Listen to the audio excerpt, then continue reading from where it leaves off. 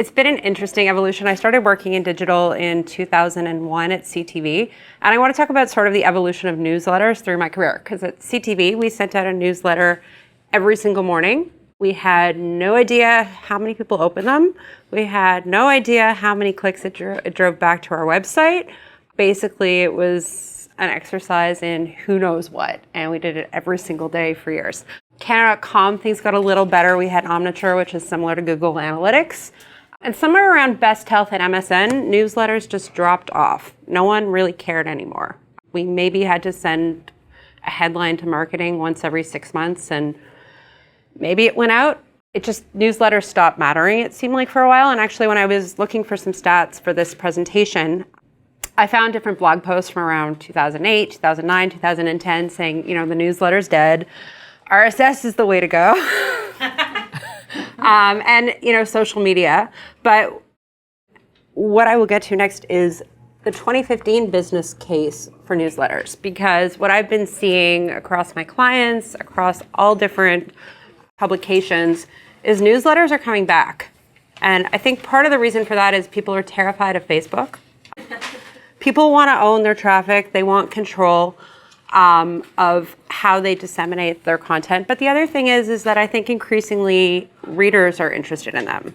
So I'd like to read to you an article from the New York Times from about a year and a half ago. It was written by the late David Carr, who is a brilliant media writer.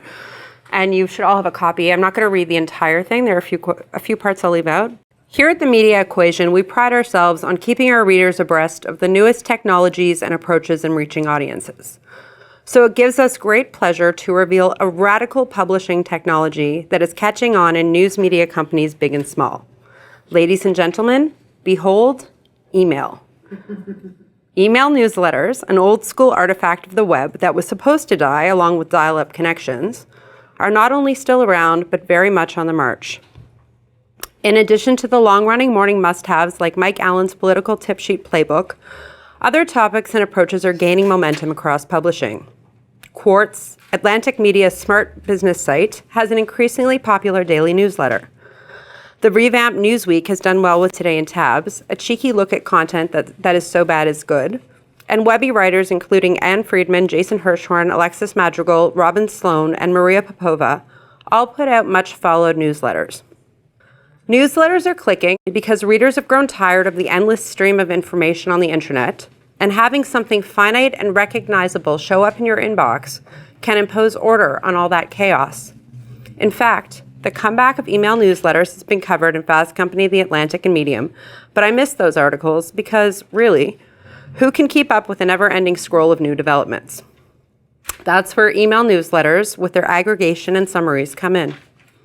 An email newsletter generally shows up in your inbox because you asked for it, and it includes links to content you have deemed relevant. In other words, it's important content in list form, which suddenly seems like a very modern approach. It helps that email, long dismissed as a festering petri dish of marketing come-ons, has cleaned up its act. My personal digital hierarchy, which I assume is fairly common, goes like this. Email first because it is for and about me. Social media next because it is for and about me, my friends, and professional peers. And finally, there is the anarchy of the web, which is about, well, everything. With email, there's a presumption of connection, of something personal that makes it a good platform for publishers. A surprising number of people, including me, find themselves clicking on those emails. Email is a 40-year-old technology that is not going away for very good reasons. It's the cockroach of the internet.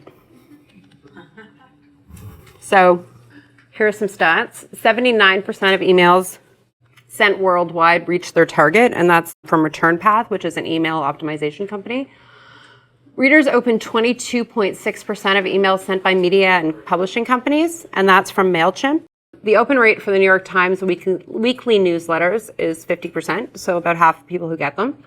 And BuzzFeed says that newsletters are among its top 5 drivers of traffic. So it's the little cockroach that could. So what does a newsletter offer over other forms of content distribution? Really, it comes down to one thing, but it's basically how readers perceive it. It's the fact that they opt in. This is a quote from BuzzFeed's newsletter editor. "What's exciting about email is people invite you into this space and you get an opportunity to make a good first impression. The downside is if your emails are not good, you're in a pretty important space and people kick you out." My undergrad degree was in psychology, and one of the things that we learned about is cognitive dissonance. And just the act of choosing to sign up for you, if you don't piss them off, you're already in a good place. They're already open to hearing from you and want to see what you're sending them. So, while you're all here, how do we create newsletters people want to open, read, and click? First thing I want to talk about is what makes up a newsletter. I'll start. Subject lines. Strategy. Why do you have a newsletter? And that's going to be different for every publishing company, but what are you driving to? What are you trying to do? Is it about getting traffic on your website? Is it branding? Are you creating something that you want to have sponsored? And all things that feed into this strategy are your audience, thinking about who they are, thinking about how you're going to grow that audience, how you're going to drive awareness of your newsletter, frequency, how often do you intend to publish it, what resources do you need to achieve that frequency, and lastly, measurements. What measurements are you going to look at to determine whether or not you're achieving strategic success? Then we have the nuts and bolts of it. So that's I liken this process to building a house. So this is your house. It's your layout, it's your fonts, it's your images, it's whether or not you're using responsive design. I say yes. Most people open emails on their phone these days. And also what your distribution platform is. So that could be something like MailChimp, that could be a CMS. Last but not least, content. So that's subject lines, that can be both your topic and your character count. Items is how many different stories you list and what they are and how many. Copy, so how you write up these stories. That's your headline, that's your blurbs, that's your call to action, and lastly, your images. Now, these are all the different components that you have control of, and these are all different components that playing around with will impact whether or not a reader clicks. So, put it all together, and you get something that looks like this. This is Ad Age's newsletter, or maybe you get something like this, which is Style at Home's, and I compare the two because obviously Style at Home is a much more visual publication, so the difference between the two, one is they both have images, but one has more, the focus is more on the text and on the headlines. Style at Home has social sharing right in their newsletter because obviously they drive a huge amount of traffic from Pinterest and Facebook. So that's built right in. Now, there's one thing that both of these newsletters and all good newsletters have in common. Make it easy for readers to do what you want them to do. So, who's familiar with the JAM study? Anyone?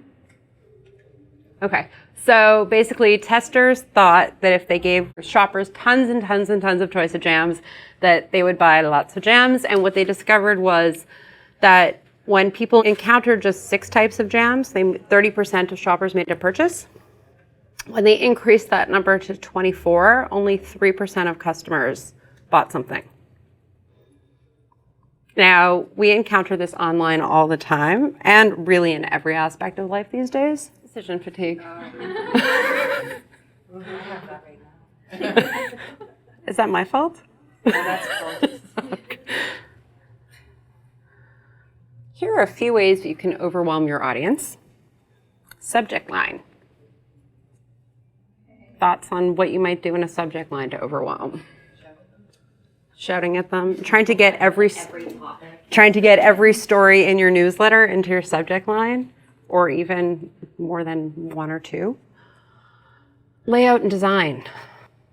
Also, it can be white space, not having much of it. The number of stories speaks for itself, number of images, the treatment for each story, and the number of clicks or calls to action. I mean, you can have one story that has, click the photo, click the headline, click here to read more. Just give me somewhere to click. And lastly, the frequency of deployment.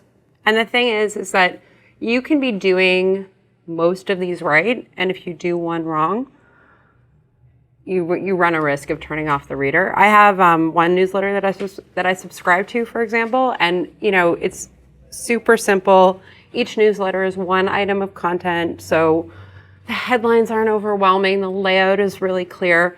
But somehow I ended up on like 5 different versions of their list. And I get 10 emails from them a day. And I can't tell you the last time I opened a single one of their emails.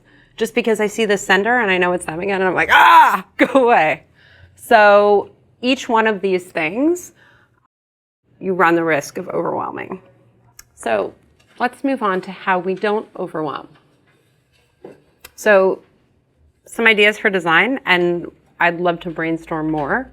So the first one is, I talked about already, but limit the number of story and call to action placements. So, I mean, don't scroll forever. Give people a few stories that are interesting. One of the trends that I'm seeing right now is sort of micro newsletters, where it's really just 2 stories maybe sent out once a day. It's sort of one thing you need to know. That's easily digestible. It's accessible. It's not overwhelming. Use white space. Lots of white space. This goes back to strategy, but think about the key actions that you want users to take and ensure that those elements receive prime placement on your page. If you want people to follow you on Facebook, don't put that at the bottom of your newsletter. Optimize for mobile using responsive design. If you have a lot of content, which sometimes, I mean, that's okay too, but organize it in a way that still keeps it accessible. So consider having a table of contents at the top of your newsletter. And then to your point about images, compress them, reduce them, make sure they still look nice. But if they're too heavy, you're also going to cause, often, especially with work emails, sometimes people can't receive them if they're too heavy. And lastly, consider adding social and sharing icons. That goes back to your strategy. If it's not part of your strategy and you don't have them, obviously don't do it. For content, I broke it out into subject lines. So be specific. 5 ways to transform a can of tomato soup is more interesting and attention-grabbing than this week's dinner recipes. I get newsletters where the subject line is weekly update. But I get them all the time. Or like the week in review or this week's news. I don't care. Use something specific that will catch people's attention. Shorter is better. Some email platforms cut off the number of characters. 60 to 70 characters is considered a dead zone. Whereas when it's about that length, people just don't read it. Sometimes longer headlines can work, like longer than that, because of the intrigue factor, but probably not if you're piling on 10 different stories. Shorter generally, though, is always going to be better. The whole thing shows up. It doesn't matter what platform someone's looking. It catches their attention. It stands out from every other subject line that's this long. Cut extra words. But also make sure that you're using enough words that readers can understand the subject line at a glance. Because sometimes people are so focused on cutting out words that it actually doesn't really make that much sense anymore. Read it out loud. Send it to someone else. Make sure it still has enough to be interesting, and also that it's not too short-handy, that your audience will understand what it is you're talking about. Either focus on a theme. So if you've themed the content in your newsletter, pull that all together. For example, weekend ones, like, last weekend was Halloween, so we can say the 8 spookiest events in Vancouver. Or one item of content. But again, don't try and get every single individual thing in there because you will overwhelm. And lastly, make readers a promise or an offer of something of value. So secrets, insider tips, solving a problem. Those are all things that people want to know. It's very similar to, the writing subject lines is very similar to headline writing. So all of the tricks that work for headlines generally work well in subject lines as well. For the body of your content, plan content based on what users are likely to find interesting and helpful at the time of deployment. Now, this is going to vary by every publication that exists. What I like to do is I actually picture the user receiving the email. I think about the time that I'm sending it out. If it's an early morning weekday thing, they're going to be on the subway. If it's sort of more of a lifestyle-y thing and it's going out sort of in the evening, or they sitting at home on their couch, what's going to be interesting to them? Thinking about that, really connecting that time of deployment to where the user is and what they're going to be doing and what they're going to be thinking. And obviously there's imagination that goes into that. You don't know, but think about it. Think about yourself, because you're really not that different from the people who are getting your newsletters. It really depends on the publication. I'm going to get to sort of testing and stuff like that, but I think you may find like that. I think some degree of consistency is good. When it's all over the place and people never know, the whole thing is just too randomized. You'll find if you sort of switch it up and test different times, there will be times that are more effective than others. So once you know what time what times work, and we'll talk about how to do that, it makes sense to sort of stick to time frames that work. So again, we talked about this, but limit the total number of stories or other elements. Focus on a theme, but ensure that each item of content is sufficiently different. And this is from a real life example. Don't follow 25 great apple recipes with 16 things to do with apples. And then followed by apple muffins, followed by the best apple pie recipes. Like, I get the theme, but at that point, you're totally overwhelming people. For each story or element, make readers a promise for what they'll get if they click through. So same thing as in the subject line, but now apply that to your abstract and to your headline and your abstract. Let them know what's waiting for them on the other end. And don't overpromise. Follow through on what you're promising them. And avoid headlines, and this goes for the subject line as well, that can be answered with a yes or a no. So if it's, are you happy with Trudeau's cabinet? You don't need to click the newsletter. You don't need to click the headline. You have your own opinion already. You're not giving them anything that they don't know. So questions can be interesting, but tease out the why a little bit more, if that makes sense. It will depend on the publication and the type of content. I mean, there have been lots of studies that have found that longer articles get more shares, but then at the same time, shorter. So it really depends. There's really no hard and fast rule. That's where your analytics come in, and you can see how different types of content perform in your backend, are performing for you. I find anything that says, like, this is the rule, this is the number of characters, this is the time of day that newsletters has to go out, I'm always skeptical, because it's just every audience is different and every type of content is different. So the caveat, every audience will respond differently, and do what works best for you. How do you know what works best for you? It's where measurement comes in. So this is the same newsletter as I showed you at the beginning. I'll show you what some different elements within the newsletter, what metrics they stack up to. So the subject line and the sender, if you're trying to figure out your open rate, those are the two things that will likely impact your open rate. The other one will be frequency. The other ones are all clicks. So if multiple links go to the same place, so let's say this is clickable, and let's say you had a little click here, and they're all going to the same place. What you might consider doing is adding tracking to each link so that you can gauge the effectiveness of each spot. So you'll know, if people are getting to your stories from the image, you'll know that that's where they came from. Otherwise, if you're not using that tracking, it all just looks like people clicked on that story. So these are the metrics that'll inform your strategy, your audience data, who's getting your newsletter. If you look at, whether they're reading it on mobile or tablet or desktop is still possible, especially if it's going out during the workday, when they're reading it. And then again, what are your goals and what KPIs will align with these goals? Bounce rate. Does everyone know what bounce rate is?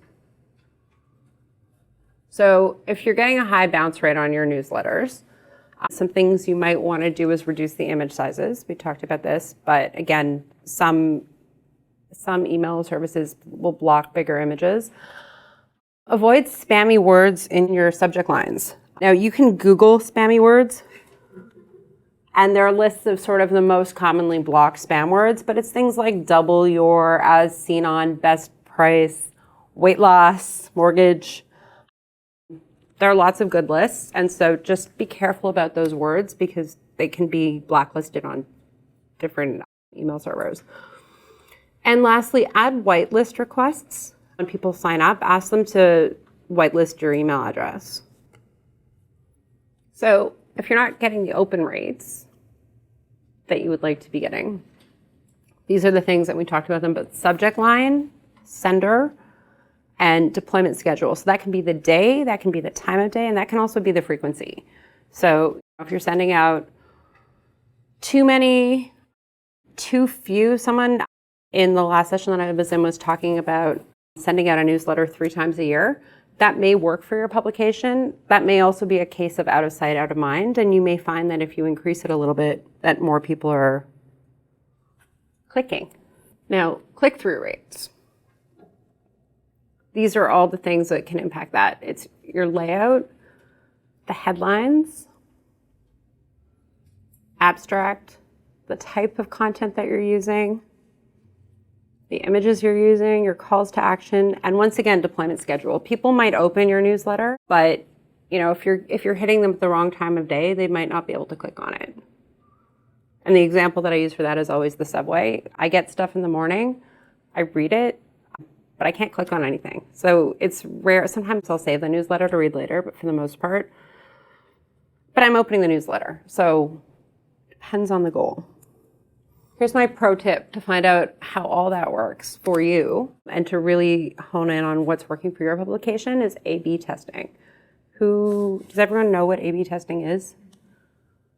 Has anyone ever, no? So A/B testing is when you send out 2 versions of your newsletter. You randomize your group. It's basically a controlled experiment. So you vary one thing in your newsletter.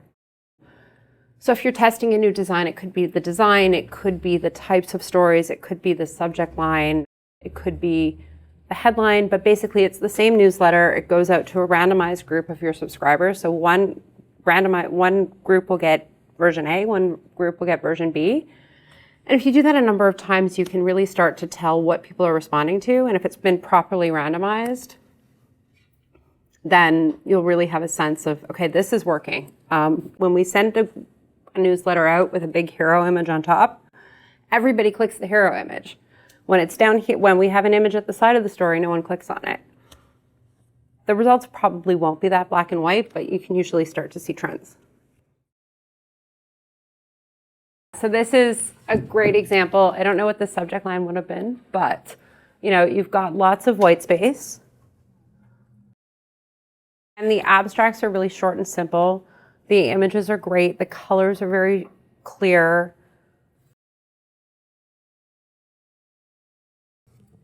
So it's more text, but it's also still fairly simple. It doesn't overwhelm. The one thing that I noticed with this one is that there are multiple social media. I assume one is to follow the organization and one is for the stories. But at the same time, if people are finding things interesting, often people will share even without having read the article. They'll read the headline and I'll be like, oh, people like this. So I think if social sharing is a big goal, then it's worth incorporating, but not if you're layering in 25 other things that you want them to do. So going back to the style at home one, see, there's social media in there because it's a huge driver for them, but it's not competing with a million other things. And they've made a decision that there are 2 actions they want people to take with this newsletter. They want people to click in or share. I think generally there is an assumption that headlines are hyperlinked, but I also think, sometimes, again, depending on if you have an older audience, or it really depends on who's getting your newsletter, and that's why it can be worth testing it. Sometimes that call to action can be effective. And then again, if you're tagging your link from your headline and you're tagging your call to action, you know which one people are clicking on, and you can decide if no one ever clicks the read more, then maybe you don't need it. I would test it on your phone. If that's all you can see and you're not giving someone that they can click into above the fold, then that's a risk. I mean, generally once someone's open it, they will scroll, but if there's too much of it and they can't see anything, If you've built it responsibly, then it will render differently on your phone. So that's not all you're seeing. It absolutely can be. I think generally you have to weigh that against how many other calls to action you have. I don't know that it's necessarily something that you need to tell people, because I think people will think of forwarding something if they found it useful and they have someone they want to forward it to. If you don't have that many other calls to action and you want to play around with it and see if it changes, then it could be worth it. But I think the risk that you run in adding it is it's just one more thing that you're telling people to do.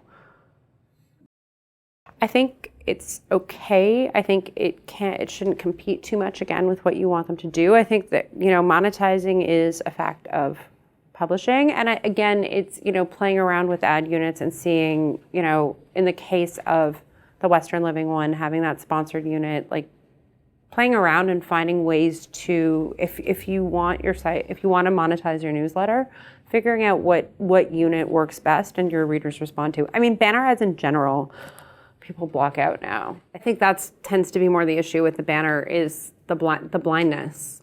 We've all learned to not see them, banners and big box ads. Even if you don't have an ad blocker installed, your brain is an ad blocker. Asking for them. Yeah.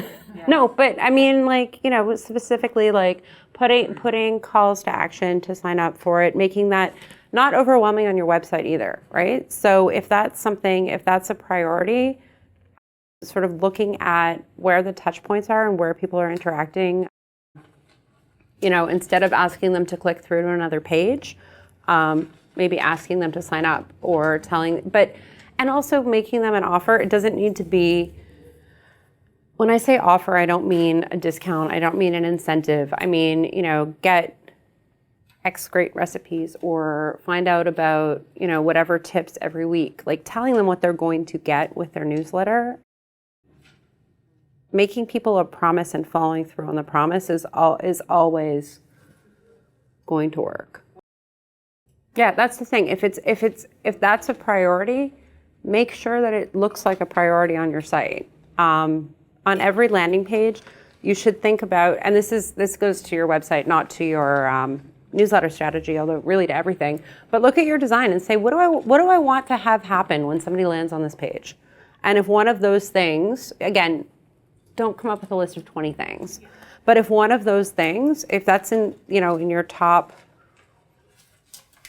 4 or 5 things, then figure out how to make that happen.